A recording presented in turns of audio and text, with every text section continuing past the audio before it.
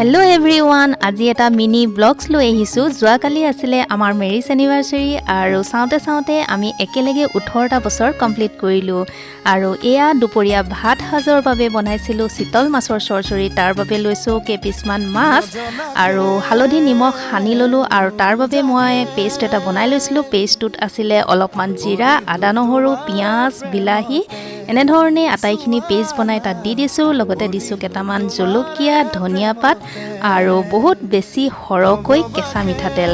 গতিকে এই আটাইখিনি ধুনীয়াকৈ সানি ল'ব লাগিব আৰু অকণমান দিছো মই নিমখ। গতিকে কম হোৱা যেন লগাৰ বাবে নিমখ অকণমান দি দিছো আৰু অকণমান কালাৰ আহিবৰ বাবে আপোনালোকে দিব পাৰে ৰঙা জলকীয়া গুড়া, মই কিন্তু দিয়া নাই।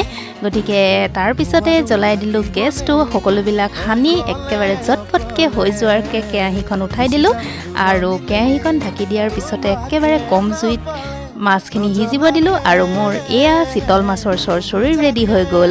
খুব সুন্দৰ এটা টেষ্টি হয় শীতল মাছৰ এনে ধৰণে চৰচৰি। যিসকলে বনোৱা নাই এবাৰ বনাই চাব বুলি আশা কৰিলো।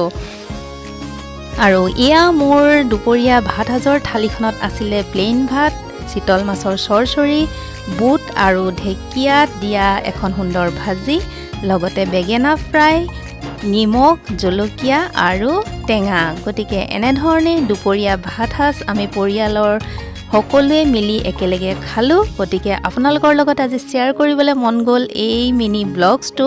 আশা কৰোঁ নিশ্চয় আজি ভিডিঅ'টো চাই ভাল পালে। তেনেহ'লে পুনৰ লগ পোৱাৰ প্ৰতিশ্ৰুতিৰে আজিলৈ আহিছোঁ। Bye bye.